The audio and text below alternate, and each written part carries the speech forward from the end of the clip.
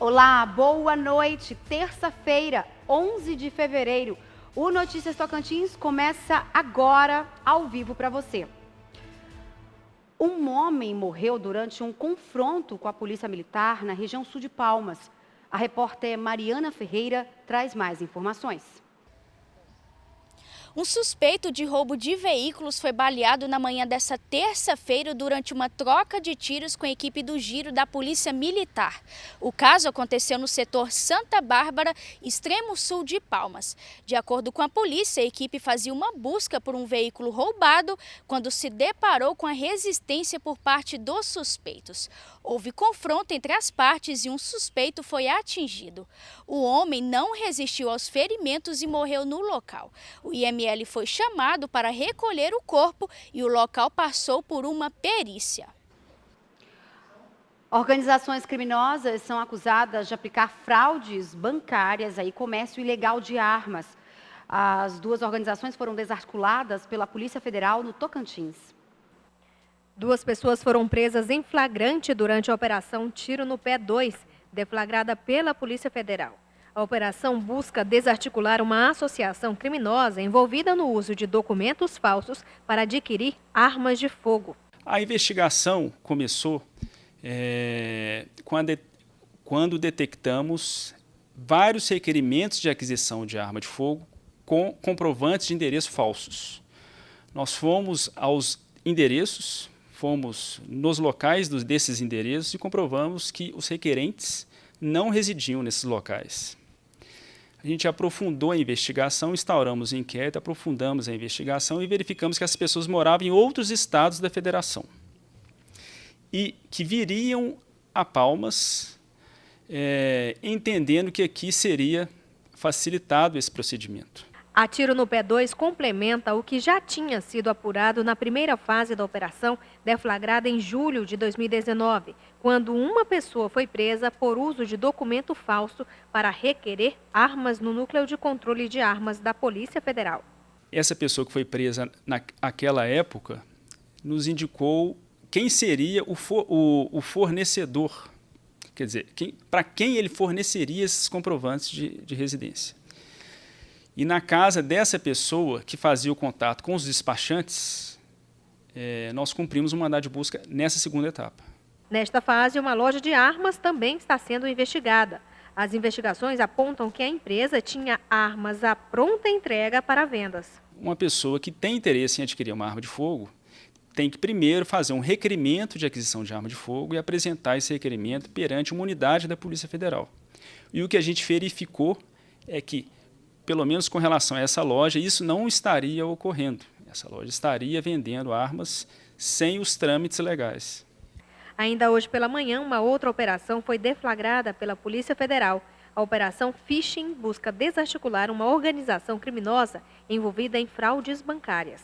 As investigações iniciaram após um relatório elaborado pelo Serviço de Repressão a Crimes Cibernéticos ter apontado um esquema de fraudes no pagamento do Imposto Simples Nacional, que era realizado por uma empresa localizada aqui no Tocantins. O esquema funcionou entre os anos de 2016 e 2017 e teria dado um prejuízo estimado a R$ 180 mil à Caixa Econômica Federal. Aproximadamente 30 policiais federais cumprem mandados de busca e apreensão em Palmas e Porto Nacional. E por falar em fraude, golpe, hoje é o dia da internet segura. A data é celebrada em 140 países. O objetivo é alertar os usuários a navegar na rede de forma segura. A ferramenta é importante, mas como usar e não ser vítima de golpes? Veja na reportagem. A internet é uma grande aliada no dia a dia e auxilia no trabalho, nas relações pessoais e na diversão em várias formas. Mas existe o outro lado desta ferramenta, que são os crimes cibernéticos. Este crime silencioso, infelizmente, pode gerar transtornos e vários prejuízos. É o que aconteceu com esta mulher, que preferiu não se identificar. Eu vi um anúncio no OLX, de uma geladeira seminova, por um valor bem abaixo de mercado. Mas a pessoa disse que estavam mudando e que era para vender urgente, Então a gente confiou, na pessoa, entrou em contato com ela, deu localização e tudo. E na hora que a gente foi buscar o produto, Chegando lá, tinha mais pessoas que caíram no mesmo golpe. De acordo com o delegado que atua contra crimes cibernéticos, esta prática é mais comum do que se imagina e cresceu nos últimos 2 anos aqui no Tocantins. Nós tivemos uma crescente no registro de ocorrências relacionadas a crime praticados pela internet. Atribuímos isso também à facilidade que hoje das pessoas do acesso à rede, na contratação de serviço, na aquisição de bens.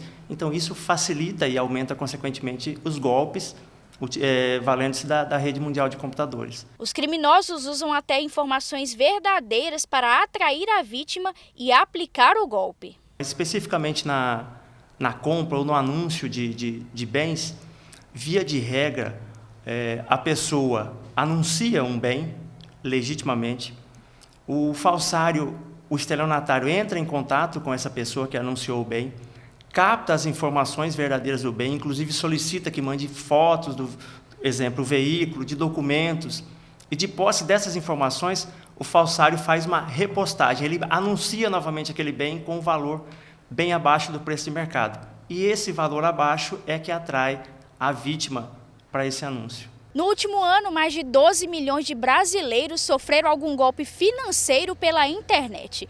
3 em cada 10 vítimas tiveram seu nome negativado por conta da fraude.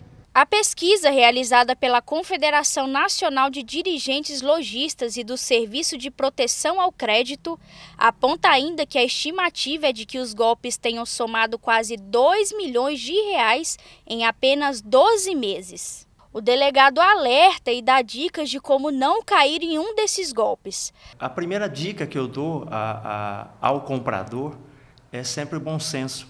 Desconfiar sempre de um anúncio feito de um bem abaixo do valor de mercado. Fica a dica, então, do delegado. Olha, daqui a pouco eu volto, porque governadores aí do Brasil estiveram em Brasília para discutir a redução do preço do combustível. Será que vai rolar isso? Bom, daqui a pouco eu volto, não saia daí.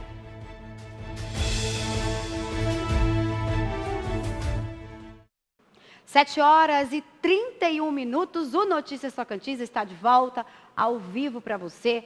Bom, a gente vai falar agora de um assunto sério, inclusive, que envolve aí o preço da gasolina. Olha, a redução, né, do imposto de renda do combustível, esse foi um dos temas discutidos durante uma reunião entre os governadores do país em Brasília. A nossa repórter correspondente Larice Neves entrevistou o vice-governador do estado para saber quais são os rumos que devem ser tomados para a queda do preço do combustível no Tocantins.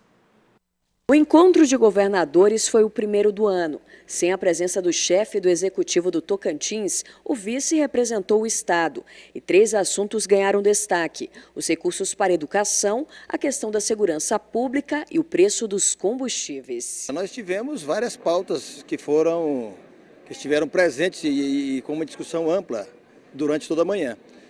Nós achamos muito mais importante a discussão da questão do ICMS dos combustíveis, que ficaram encaminhados para a reforma tributária, com a análise do Congresso Nacional. O ministro da Economia, Paulo Guedes, compareceu ao fórum. Ele foi questionado principalmente pelo discurso do presidente Jair Bolsonaro na situação do ICMS dos combustíveis. Na semana passada, Bolsonaro criticou o preço do produto no mercado e disse que zeraria o imposto federal se os estados fizessem o mesmo. A arrecadação do Tocantins com o ICMS do combustível gira entre 35% e 40% da receita do imposto. Por isso, é quase impossível abrir mão do dinheiro. Os governadores querem ajudar a comunidade, querem baixar a carga tributária, mas neste momento precisa ser feita essa discussão na reforma tributária. Hoje também tem a assinatura da criação do Conselho da Amazônia. O senhor acredita que esse vai ser um órgão representativo e importante para a defesa? Importantíssimo. A Amazônia precisa realmente de defesa em vários aspectos. Na questão das queimadas, na questão do desmatamento. Que o preço da gasolina está um absurdo, isso todo mundo sabe. Agora a gente espera que o resultado aí dessa reunião, né, que a gente consiga ver logo o preço, a redução de preço nas bombas aí dos postos do Tocantins. A gente vai falar agora sobre os motoristas do aplicativo Uber. Eles realizaram um protesto contra a cobrança de multas na porta da Câmara Municipal de Vereadores de Palmas. O estacionamento em frente à Câmara Municipal ficou interditado pelos carros dos motoristas de aplicativo, que reivindicam melhorias para a categoria. Uma delas é sobre o embarque e desembarque de passageiros. Nós temos muitas dificuldades em embarque e desembarque nos principais pontos da cidade, aeroportos, rodoviárias, hospitais, shoppings, e nós reivindicamos que os motoristas de aplicativo tenham o seu espaço, né? Inclusive a gente deixou como exemplo um dos shoppings da cidade, tem uma área lá onde o passageiro pode chegar e solicitar o seu veículo. A gente chega, embarca, desembarca o passageiro e sai. A taxa que os motoristas precisam pagar para terem a permissão e circular passou de R$ 80 para mais de R$ 100. A Prefeitura ainda vai continuar cobrando uma taxa chamada TGO.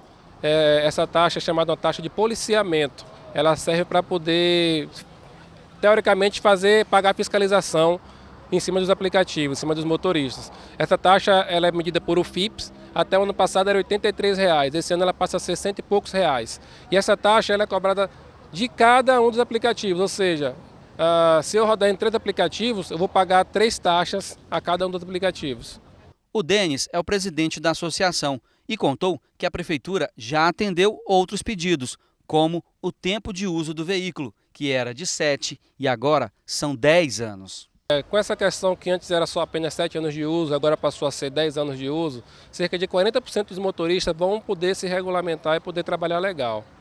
A Guarda Municipal, Departamento de Trânsito e Polícia Militar estiveram na frente da Câmara Municipal, onde o grupo de motoristas se reuniram e, caso eles não tenham resposta, um novo protesto pode acontecer. Nosso intuito é buscar as melhorias até que sejam atendidas. Aqui em Palmas, são cerca de 3.000 veículos cadastrados em aplicativos de transporte. Desse número, cerca de 500 estariam atuando. E aqui, na manifestação, que é de forma pacífica, 200 deles estão participando. Os manifestantes deixaram o estacionamento e entraram na Casa de Leis.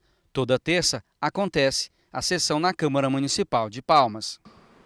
É taxa, é cobrança indevida, é multa, né? A prefeitura tem que entender que, tudo bem, está cobrando, cobre, mas organize.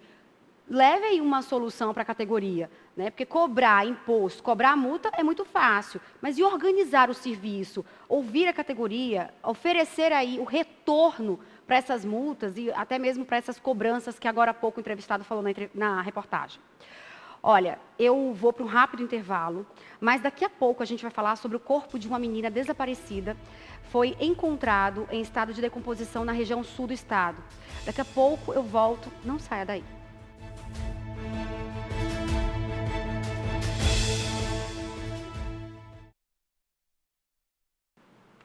E o Notícias Tocantins está ao vivo de volta agora para você. E a gente vai falar sobre o corpo de uma criança desaparecida em Talismã, no sul do estado. Foi encontrado aí numa região, como você pode ver.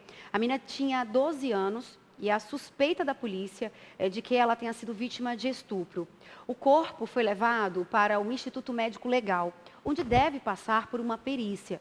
O resultado do laudo deve sair em até 30 dias. Uma perícia foi feita no local do crime pela Polícia Civil e deve ajudar nas investigações. 20% dos partos realizados no Tocantins são de pacientes entre 10 e 19 anos. Em Palmas, esse número é maior. 10% dos procedimentos foram feitos entre meninas e adolescentes.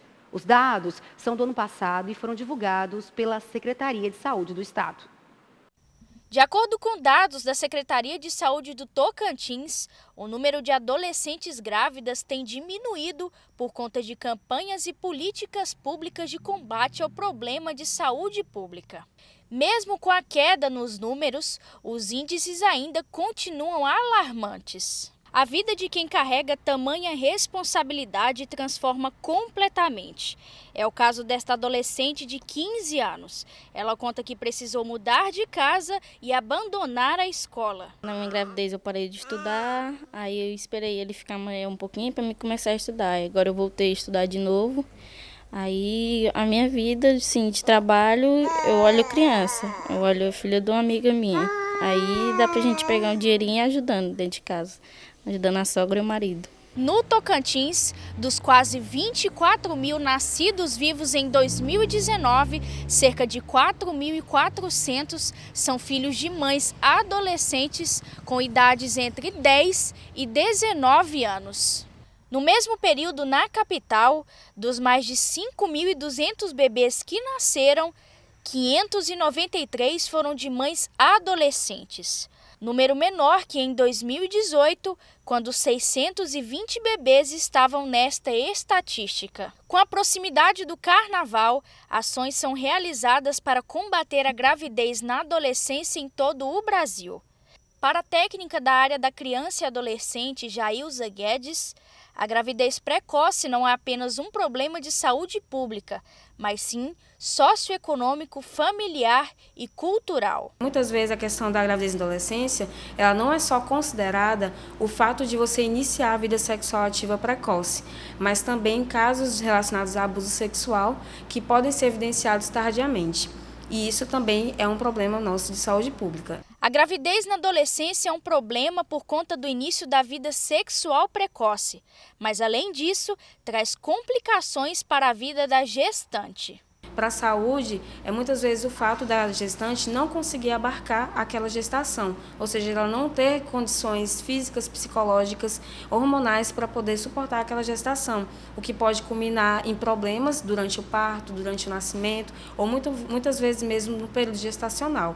Então pode levar ao aumento da pressão arterial, os índices de mortalidade. Para a técnica, o assunto precisa ser discutido dentro de casa. Tudo isso tem que ser orientado para a família, porque a gente sempre sabe que família é o pilar do conhecimento. Não adianta nós, enquanto saúde, enquanto educação, enquanto outras equipes de repasse do conhecimento, propicie determinados conceitos que a família possa quebrar isso. Ou seja, não adianta nós falarmos como deve ser feito e a família falar o contrário. Por isso que precisamos conversar na mesma língua. Exatamente. O diálogo, a conversa, a educação familiar, a educação na escola, porque também não adianta, né? A mãe vai lá, conversa, o pai vai lá, conversa, chega na escola, às vezes não tem uma qualidade na escola, não tem um diálogo. É preciso ter essas duas situações. Educar na escola, falar sobre o assunto, que para muitas famílias ainda é um tabu, na escola, e falar também dentro de casa. E também explicar para as crianças que o mundo não é um conto de fadas, não, principalmente os adolescentes. Essa história da Bela Adormecida, só acordar com um beijo de um príncipe, minha querida, a gente tem que explicar aí da referência de heroína, assim. Explicar para as meninas que, na verdade, o que nos acorda, o beijo que nos acorda, é muito mais relacionado à educação, ao estudo, a escolher a pessoa certa. E se você, mãe ou pai, não explicar para os seus filhos a real, outra pessoa vai lá e explica, ou de repente aquela adolescente é pega, entre aspas, de surpresa, né? E tem essa gravidez indesejada, como a adolescente falou, parou de estudar. Então, que essa reportagem aí sirva para as famílias que estão nos assistindo, para as jovens, para os meninos também, porque muitos pais ensinam, é bacana pegar todas as meninas, é legal ser aquele macho em casa, né? Você, para ser macho, para ser batizado, você tem que pegar todas as meninas, não é bem assim. É preciso respeitar também as mulheres e ter aí essa conversa sobre a educação sexual. Bom, gente, eu encerro. Eu desejo para você, esse jornal, eu desejo para você uma excelente terça-feira, uma ótima noite. Nosso encontro é amanhã, depois das novelas do SBT, tá? Até lá!